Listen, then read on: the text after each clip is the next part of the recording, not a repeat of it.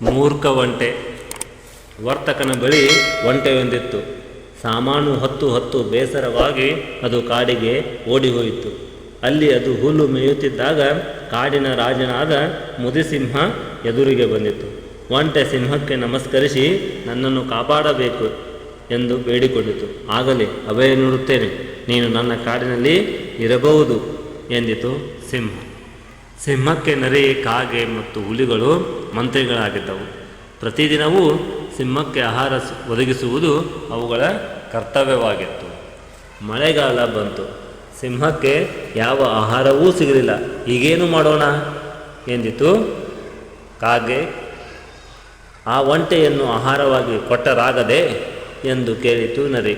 ಹೌದು ಹೌದು ಎಂದುಕೊಳ್ಳುತ್ತಾ ಅವು ಮೂರು ಸಿಂಹದ ಬಳಿಗೆ ಹೋದವು. ತಮ್ಮ ಉಪಾಯವನ್ನು ಮೃಗರಾಜನ ಮುಂದಿಟ್ಟವು. ಆದರೆ ನಾನು ಅಭಯ ನೀಡಿದ್ದೇನೆ, ಒಂಟೆಯನ್ನು ಹೇಗೆ ತಿನ್ನಲಿ?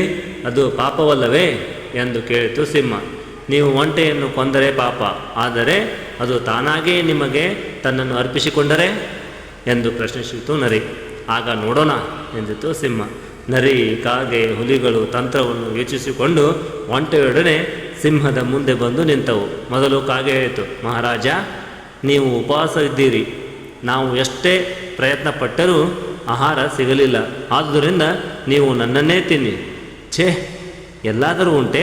ನಿನ್ನನ್ನು ತಿನ್ನುವ ಬದಲು ನಾನೇ ಸಾಯುವೆ ಎಂದು ಮರು ನುಡಿಯಿತು ಸಿಂಹ.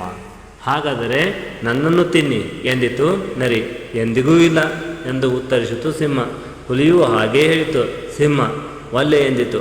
ಕಡೆಗೆ ಒಂಟೆಯ ಮುಂದೆ ಬಂದು ನನ್ನನ್ನು ತಿನ್ನಿ ಮಹಾಪ್ರಭು ಎಂದು ಹೇಳುತ್ತಲೇ ಸಿಂಹ ಅದರ ಮೇಲೆ ಹಾರಿ ಒಂಟೆಯನ್ನು ಕೊಂದು ತಿಂದಿತು.